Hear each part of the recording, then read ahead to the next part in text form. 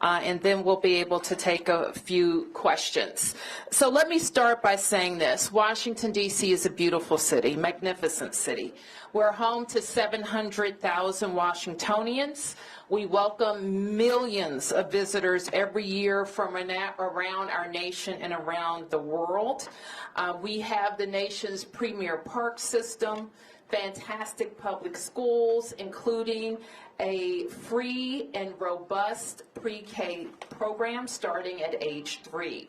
We have a tremendous public transportation system, and we have hardworking people here who are raising families, starting businesses, and hiring workers. So it's very important to me that for all who live here and visit here, just know how beautiful our city is and how proud we are of all that we've accomplished here. We're unique in other ways as well. Though we pay taxes, in fact, we pay more than most states per capita. We're not a state. We don't control the D.C. National Guard. We don't have senators or full autonomy. Limited home rule gives the federal government the ability to intrude on our autonomy in many ways. I've said before, and I'll repeat, that I believe that the president's view of D.C. is shaped by his COVID-era experience during his first term. And it is true that those were more challenging times related to some issues. It is also true that we experienced a crime spike post-COVID, but we worked quickly to put laws in place and tactics that got violent offenders off our streets and gave our police officers more tools, which is why we have seen a huge decrease in crime because of those efforts. We have been able to reverse that 2023 crime spike. This year, crime isn't just down from 2023, it's also down from 2019, before the pandemic, and we're at a 30-year violent crime low. We're not satisfied. We haven't taken our foot off the gas, and we continue to look for ways to make our city safer. We know, however, as most have heard from the president's press conference, that he has prerogatives in D.C. unlike anywhere else in the country, including his authority given by our home rule charter to require the mayor, to require me, to supply services of the Metropolitan Police Department. And he also has control and the ability to deploy the National Guard.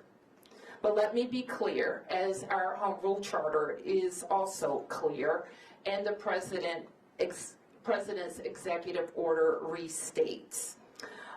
Chief Pamela Smith is the chief of the Metropolitan Police Department, and its 3,100 members work under her direction. The Home Rule Charter requires the mayor to provide the services of MPD during special conditions of an emergency, and we will follow the law. Though there's a question about the subjectivity of that declaration.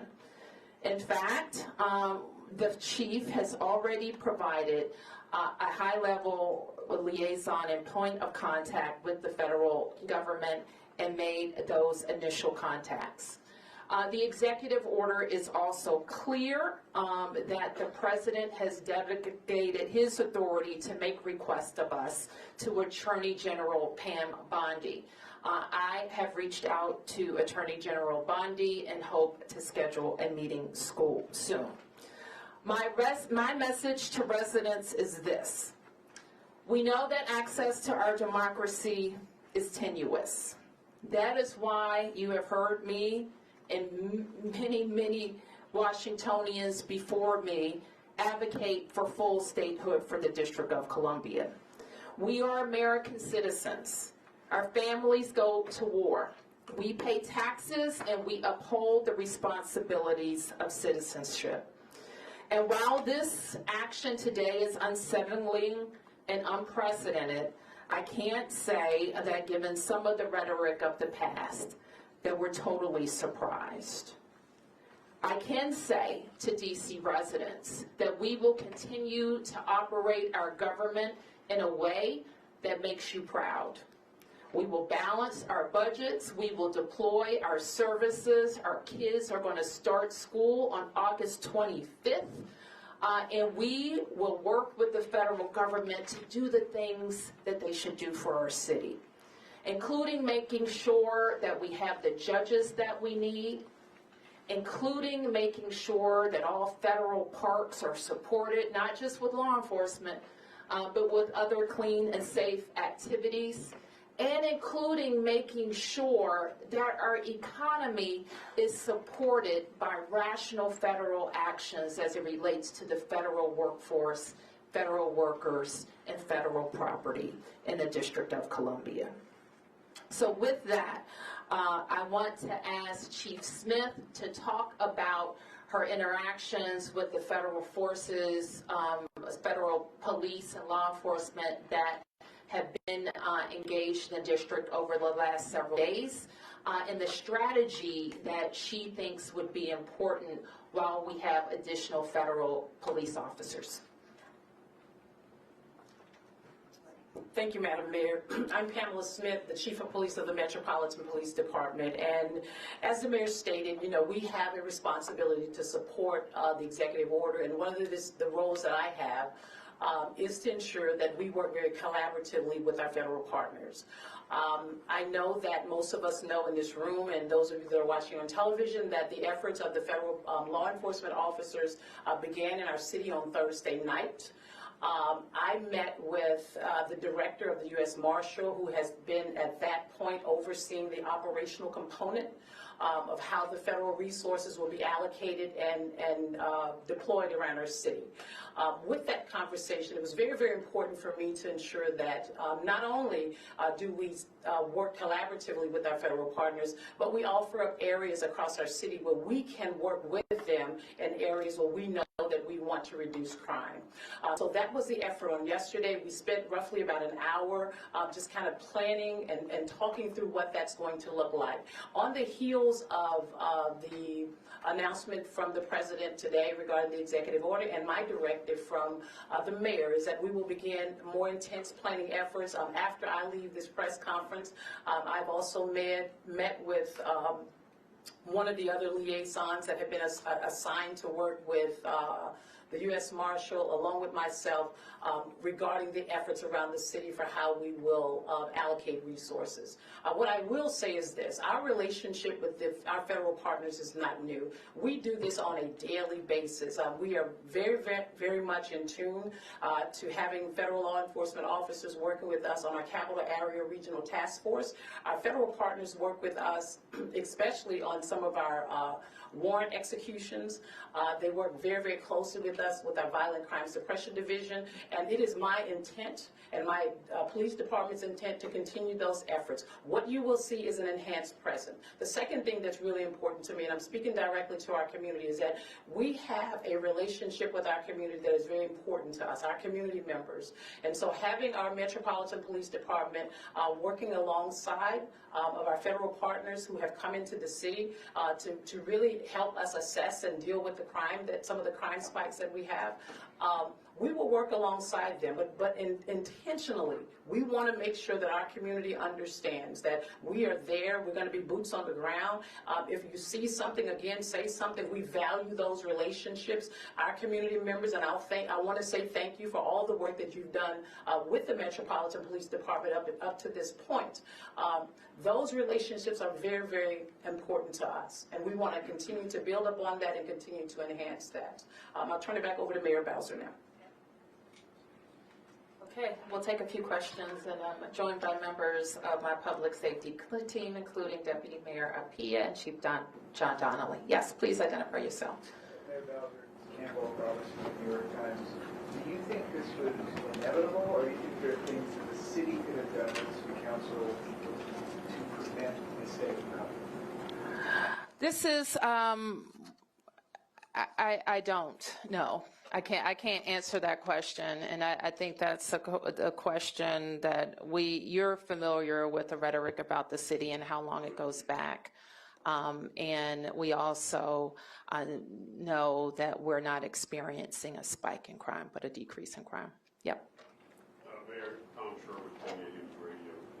You and the chief are talking about partnerships with federal partners who are coming in. The president is talking about a takeover of the city's police department. Where does the chief fit in with Terry Cole, who's the new general commissioner of the D.C. Police Department? Nothing about our organizational chart has changed, and nothing in the executive order would indicate otherwise. So the chief of police reports through the deputy mayor to the mayor of the District of Columbia, and the two people I think that were identified in the presser report to Attorney General Bondi. The executive order makes clear that all requests for MPD services, the president delegates to Attorney General Bondi. So Terry Cole?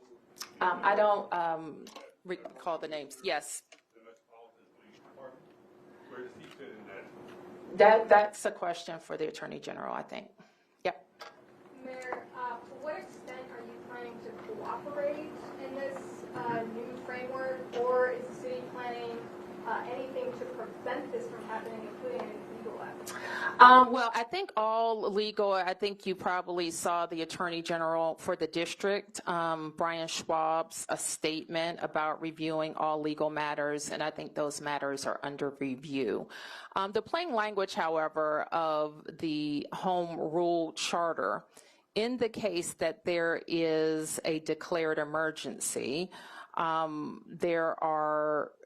It allows the president, it authorizes the president to make those requests. And it says the mayor shall comply with those requests. So, yeah. Muriel with DC News Now. Are there any concerns that, with this rhetoric, that we have NPD, the National Guard, possible other law enforcement agencies on the ground, that there will be confusion about who's in charge, who these officers answer to, and how people should respond if approached by any of these enforcement? Well, we should note, and we have been advised, and we will continue to make this clear that this is needed in our city, that all law enforcement be identifiable by a uniform, a badge, a jacket, so that people know that they are law enforcement. And the chief, in her coordination with the kind of the command on the federal side, will make clear kind of how the protocols for response. And if there's any additional information we need to get out to the public, we will. But the main point is this: everybody should follow the law, the police and the community. And that's the case now. It was the case last week, and it was the case the week before that. So nothing has changed about that. Yeah. WUSA, would you be able to respond to the statement that came out from the DC Police Union? They come out saying that they stand with the president and that they have also said crime is spiraling out of control. They're also calling for the president to go even further and repeal some of the legislation that DC Council passed. I'm afraid I haven't seen that statement yet, so I don't want to comment on it. We have, worked very closely with the DC Police Union. Some issues they've advanced, I've totally agreed with. Others I haven't. One thing that we are squarely supportive of is making sure that our department can recruit more officers and get to a number that I think we need. We've worked cooperatively with them on recruitment and retention activities, on some other changes to the law that were very objectionable to the union and our members, and we will continue to do that. Yeah.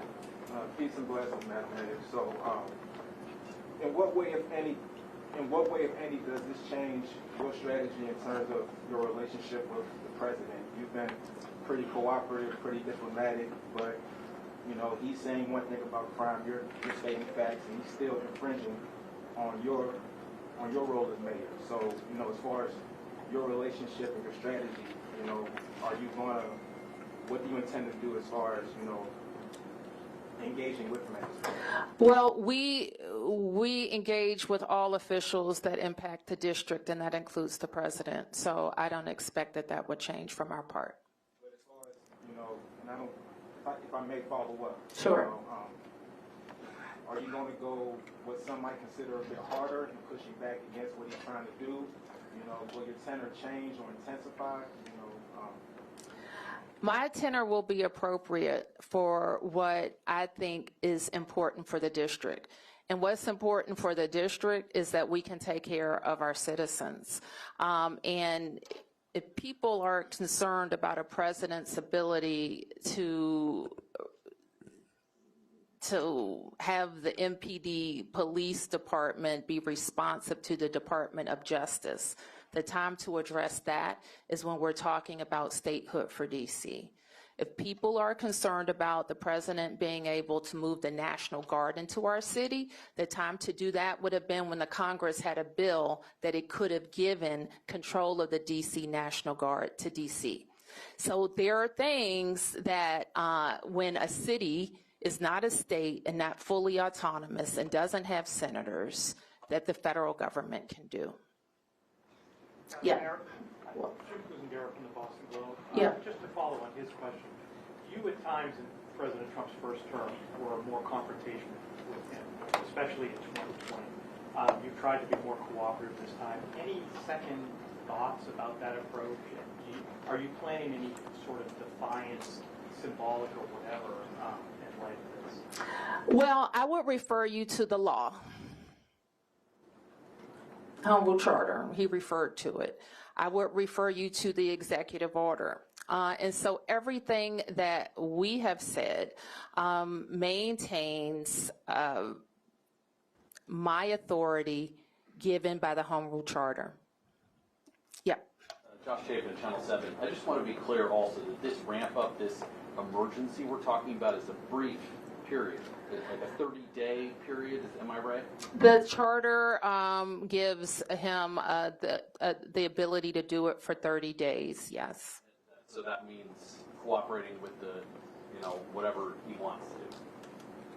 Well, it means that we follow the law, that the MPD follows the law as well as all of the federal officials who are here.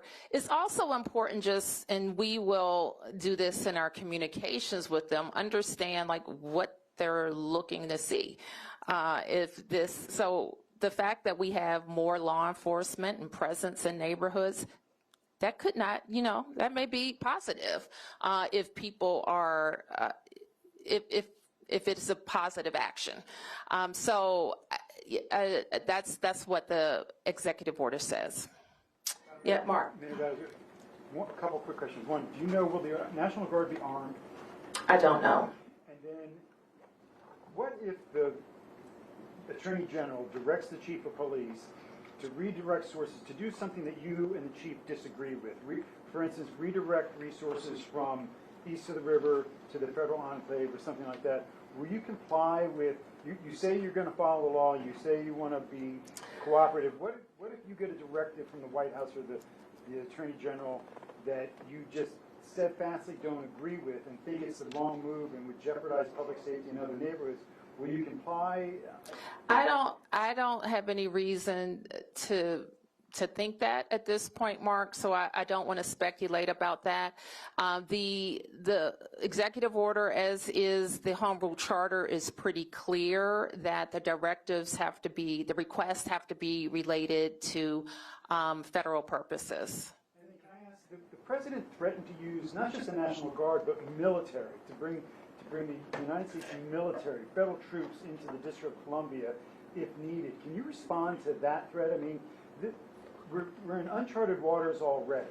You know, a lot of people are seeing this as the first step in an assault on home rule, which the president has threatened. He's been making these threats since last year, and now he's carrying through with them. There's no reason to believe he won't go further. What do you say to the president about his threats to bring the military, not just the National Guard, but the military into We don't, I think I speak for all Americans, we don't believe it's legal to use the American military against American citizens on American soil.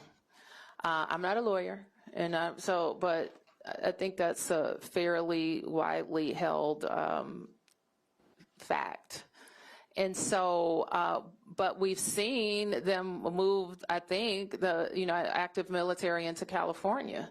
So it's a question. We've seen active military on the borders of D.C. some years ago, and we don't believe that our military should be used against American citizens. Yes? Mayor Bowser, can you talk a little bit about the communication that you did receive before this morning? Did you know what this announcement was going to be before today, and can you just talk about the communication writ large before today? And secondarily, what do you say to D.C. residents who wanted to hear more from you, specifically in the last 5 days, being forthright, speaking to press and media? Can you just talk about... D.C. residents know I'm forthright. That's not a question. D.C. residents know that, and this press corps should know I speak to you all the time. So you should know that as well. And your question was, when I did not know that the request of MPD would be made. I believed that they would announce that they were going to call up the National Guard. I had one brief phone call related to the National Guard issue over the weekend. Madam Mayor? Yes. Can you identify yourself? Brian Todd from CNN. Okay. Can you tell us what your main challenges are going to be? Chief Smith and D.C. Police working with federal officials, and are you concerned that any federal official overseeing the D.C. Police Department is not going to know the city as well as Chief Smith and your officers will? Chief Smith oversees the MPD. And all of the requests and coordination for the federal request. I don't really have a doubt that is going to, among those officials who are law enforcement officials who have experience working together, I don't have a big concern about that communication and coordination happening. Who hasn't yet? Emma Huber with the Washington Post. During the news conference this morning, President Trump spoke about how he wanted to empower D.C. police to hit back harder. Are you aware of any changes in the works to MPD's use of force policies, and does that kind of rhetoric, how do you feel about that kind of rhetoric? Our police officers are highly professional, well-trained officers that we support with training throughout their careers. We're proud of where our department has come from in terms of their level of professionalism. So they're trained in constitutional policing, and that is our expectation. Yes. Hold on, you asked the question. Owen Hayes, NBC News, just to follow up on that a bit. Yeah. So will they still be fully subject to local regulations when it comes to use of force, body cameras, while under federal control, MPD officers? MPD reports reports to the chief of police, and they are subject to D.C. and local laws as well as federal laws. And that will continue even under this plan? Yes. Yes. Emiliana with News Nation. You said earlier that they did not tell you about this announcement before it happened today. Did the White House or the president bring up their concerns with crime before last week? The president talks about crime all the time. Specifically in D.C.? Yes. Have you not heard the president from the campaign trail? In every conversation I had with him, we're always briefing the president on our progress. In fact, my first meeting with him after he was elected the second time, we went over the crime trends. We went over how we're seeing decreases. So the president is read in on our efforts. Who has that? Yep, over here. Ashraf Khalil with the Associated Press. A lot of this seems to be perceptions of what constitutes an emergency. the White House, the administration says there's an obvious emergency. Your administration with numbers and the council says there is not an emergency here. How do you solve that? Is there an arbitration option? Where does it go from here? Because it feels like, do you agree that it comes down to what constitutes an emergency and what's next? Well, what I would point you to is the Home Rule Charter that gives the president the ability to determine the conditions of an emergency. Now, we could contest that, but the authority is pretty broad. And so, like, if you wanted to say the most outrageous thing, one might say, well, I won't say that. It could be something very small. Like, I'm not saying that that's what he's doing, but it could be. And if he deems it and he puts the meat around it and the argument around what he thinks is an emergency. When we think of emergencies, it usually involves surges in crime, or crime that's not being responsive, or tools that we have that we can't use in the normal course. That's what, when we use an emergency, that's what it's for. Yeah. Renat Naim, ABC News National. Wanted to see if you could respond directly to some of what the president said this morning. Do you agree or have any thoughts on the picture he's painting? He said that there are, quote, bloodthirsty criminals, end quote, or roving mobs of wild youth. End quote. He also said that DC police can do whatever the hell they want, end quote. Are you okay with that? What does that mean? Do you have any response to him or the White House talking about the DC crime stats? I mean, I think I've already addressed all of those questions. Anything else? Yep. Scott Gellman with WTOP. You described, this morning was described as a federal takeover of MPD. It sounds like you're describing this as Chief Smith is still in charge and everything will run through the department. What will this look like on a day-to-day basis as it relates to what has transpired here? What can people expect to see? Is this an instance where you all work collaboratively for big events and this is something comparable to that? No, I don't, it's not like that. It's not like the special events task force where we work together. And I think I don't want to minimize what was said. And I don't want to minimize the intrusion on our autonomy because it is very different than working a special event. So that is not what we're trying to do. But I think the chief, and I'll turn to her in a second to talk to you about what she thinks is going to be most helpful to MPD. I want to believe I answered the question a little bit earlier, but I think what's helpful to us is that we come together and we look at data, we look at intelligence when it comes to crime across our city, violent crimes as well as property crimes. And so there are other things that the federal government is also very useful for, useful in supporting us, and that is, in the city, is warrants, right? The execution of warrants, the U.S. Marshals holds those. This will be an opportunity for us to come together and collaborate on being able to go out and execute warrants. As we think about over the past, came in 2 years ago, 5 years prior, we looked at some of our data where we saw an increase in violent crime in certain areas across our city. We designated those areas as a homicide reduction partnership plan with some of our federal officers. What we'll do in that space is we'll enhance that presence. The other thing is that most of you know we have a nightlife task force. U Street, we have a lot of tourists, residents, individuals who come into our city on a Thursday night, Friday night, or Saturday night and enjoy the nightlife culture. We will also be able to utilize that enhanced presence in and around that area and any other crime trends that we might see that will go forth. We have our drug-free zones where we also align our federal partners in those spaces as well as our juvenile curfew zones. May I just follow up quickly, Chief? So again, this morning it's being described as a federal takeover. You all are describing it as an opportunity to enhance the crime prevention strategies you have in place.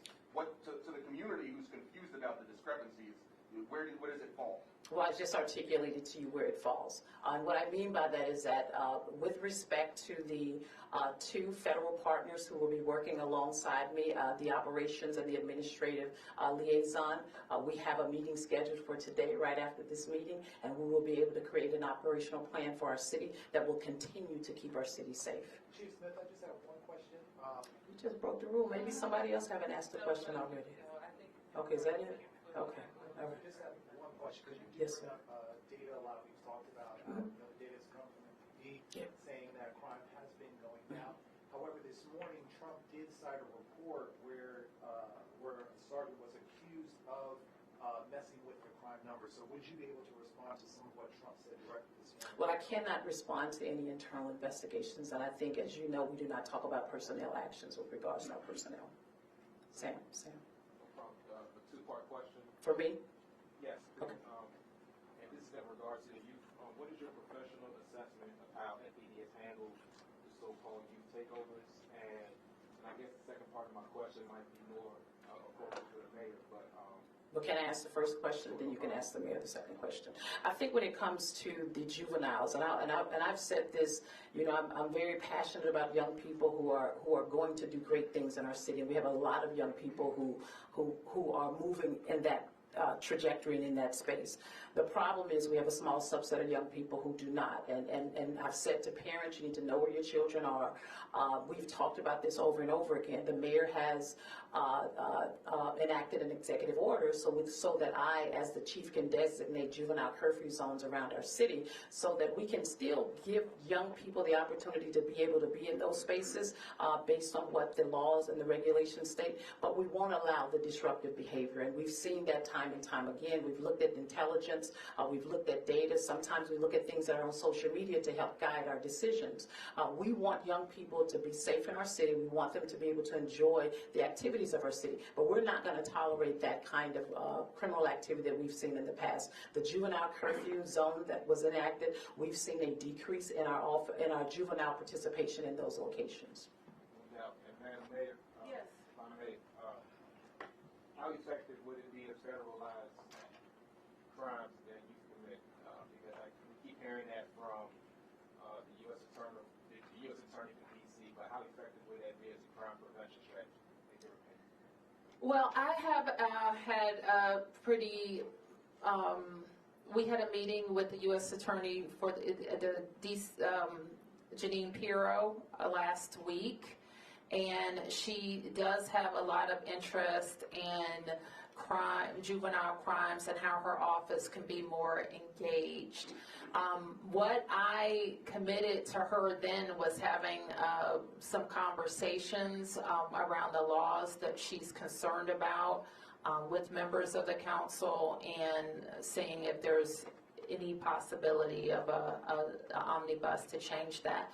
With regard to who prosecutes or what crimes she can prosecute, that's not a local law change. That would be a congressional change. So may I hear you correctly in saying that you would embrace the change in the three laws, IRA?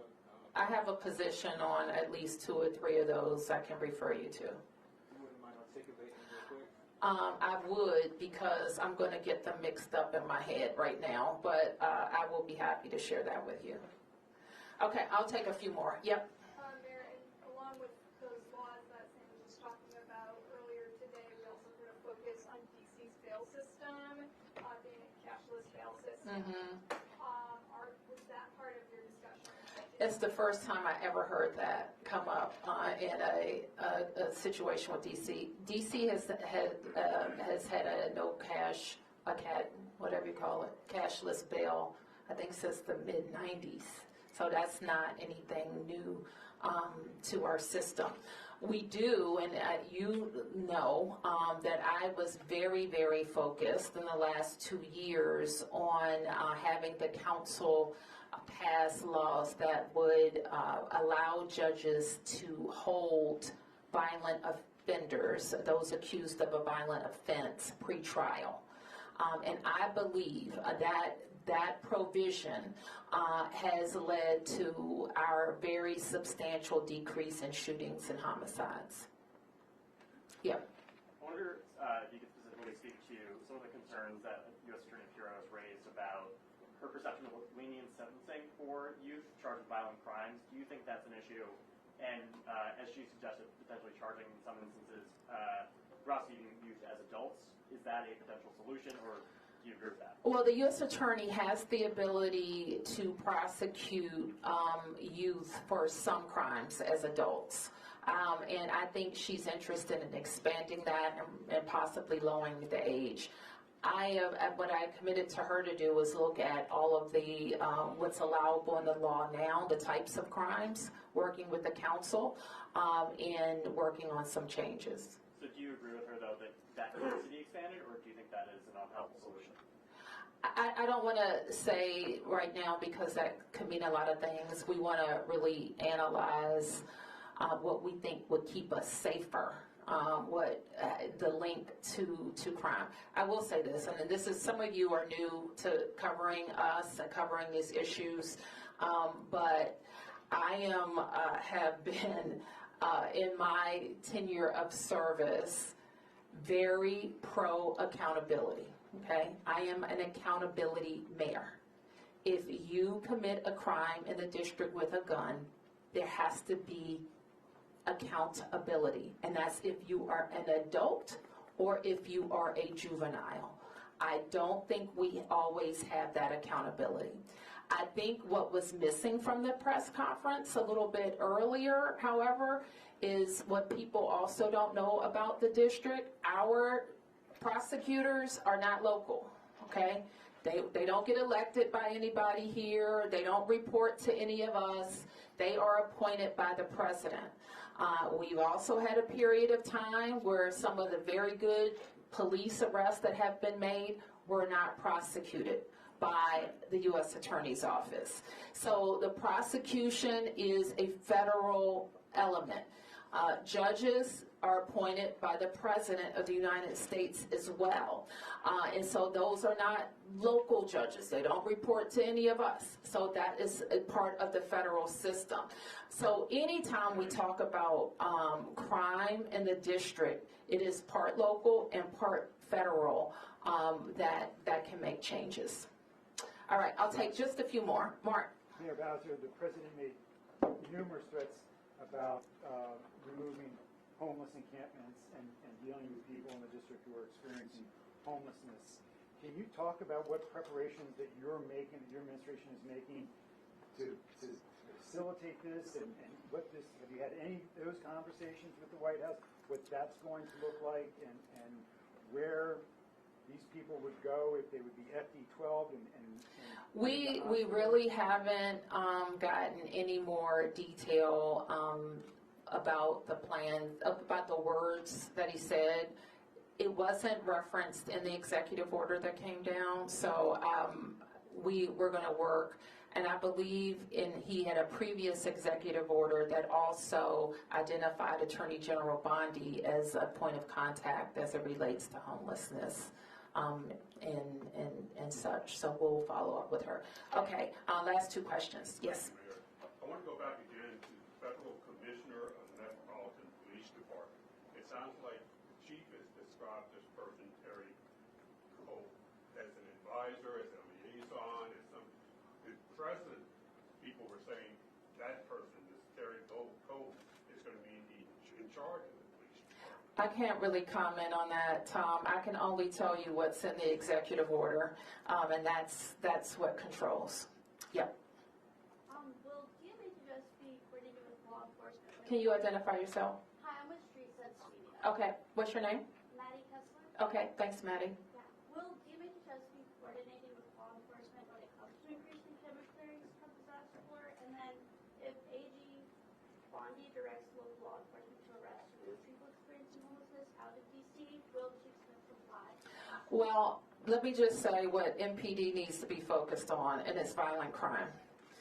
We simply, like our force, when the chief deploys every day and every night, is focused on people who are committing crimes in the district. So I'll leave it at that.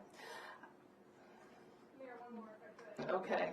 You testified to Congress after the 2020 racial justice protests when there was concern that Trump might take control over MPD at that time, that would be a complete disaster, that you were worried that you're going to lose control of the city. Can you reflect on this moment today? Do you feel that you're at risk of losing control of the city? Are you worried this is going to be I'm going to work every day to make sure it's not a complete disaster. Let me put it that way. And I think that with Chief Smith's leadership and her expertise in both the federal space and the local space, we are going to do our level best to maintain, as the chief talked about, to maintain the trust that DC residents have in us. What could be a disaster is if we lose communities who won't call the police. That could be a disaster. Well, it will be a disaster if communities won't talk to the police, if a crime has been committed and could help solve that crime. That could be a disaster. It would be a disaster if people who aren't committing crimes are antagonized into committing crimes. That would be a disaster. So we're going to work every day to get this emergency put to an end. I'll call it the so-called emergency, and continue to do our work. And at the same time, make sure that if these are like the law enforcement officers who are caught, they're leaving their homes, their towns, maybe doing double shifts. If our National Guard are deployed, they're leaving their primary mission to come. We don't want their time to be wasted. We want to be strategic and work with them. But I'll end by saying this. If we know the tools that are available to the district if we are experiencing a surge in crime, and I put them in place before. It includes curfews. I've asked the council to pass emergency legislation. I've asked the Congress for additional funds. We've done all of those things. So there's nobody here, and certainly nobody who works for me, who wants to tolerate any level of crime. And I know it's frustrating sometimes to hear if I say our crime numbers have gone down, yet you've been a victim of crime. It doesn't matter to you if crime has gone down, if you were a victim or you know someone who was a victim. So we understand that. We work every day to stop crime. Thank you, everybody.